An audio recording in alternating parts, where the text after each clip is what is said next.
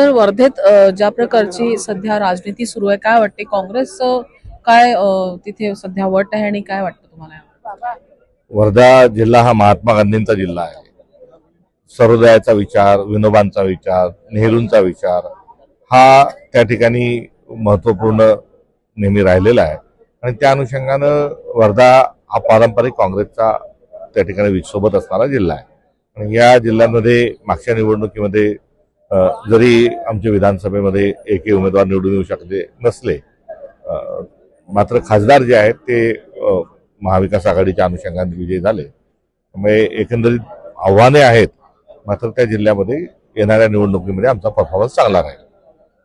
Sir, आजचा 5वा दिवस उरकला आहे हिवाळी अधिवेशनाचा आणि फक्त 2 दिवस उरलेले आहेत, तर काय वाटतंय वर्ध्यासह विदर्भासह महाराष्ट्रातील शेतकऱ्यांची परिस्थिती अत्यंत बिकट असल्यामुळे त्यांचे प्रश्न इथे मार्गी लागतील का? राजा उदार झाला आणि हाती भोपळा दिला, अशी या एकंदरीत या अधिवेशनाची स्थिती आहे. राणा भीमदेवी थाटामध्ये देवेंद्र फडणवीस वेगळा विदर्भ, विदर्भाचा विकास हे सर्व बोलत होते, मात्र आता ते गजनी झालेले आहेत.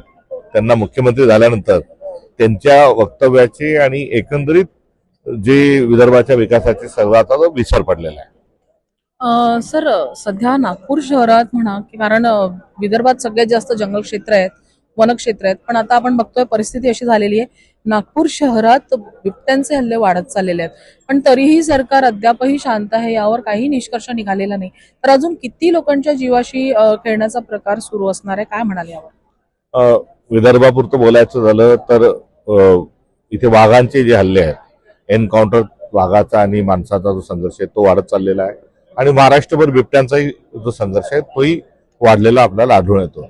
आणि या संदर्भामध्ये वैज्ञानिक दृष्टिकोनातून पुढे जाण्याची किंवा वनक्षेत्राच्या संवर्धनाच्या अनुषंगानं नेमकं काय करण्याची आवश्यकता आहे त्याचा विचार हा झाला पाहिजे. मात्र त्याऐवजी अत्यंत हास्यास्पद शेळ्या सोडणार, बकऱ्या सोडणार, कुत्रे सोडणार अशा प्रकारचे जे सरकारचे जे धोरणं आहेत हे हास्यास्पद आहे. मूळ समस्येला बाजूला ठेवून कुठेतरी विचित्र स्वरूपामध्ये निर्णय घेण्यामध्ये हे सरकार प्रसिद्ध आहे. शेवटचा प्रश्न, येत्या महानगरपालिका निवडणुका आहेत, काय अपेक्षा आहे वर्ध्यातनं, काय लोकांना तुम्ही सांगाल आणि काय वाटतं? कारण सत्ताधारी पक्ष हा खूप मजबूत आहे असं म्हणण्यात येत आहे. सत्ताधारी पक्ष जो आहे, जे मंत्री आहेत, जे आज पालकमंत्री आहेत, हेच काँग्रेसचे आहेत. त्यामुळे काँग्रेसचा मी केवळ आमच्या पक्षालाच नाही तर विरोधी पक्षांना नेतृत्व पुरवलं असं म्हटल्याची अतिशयोक्ती होणार नाही.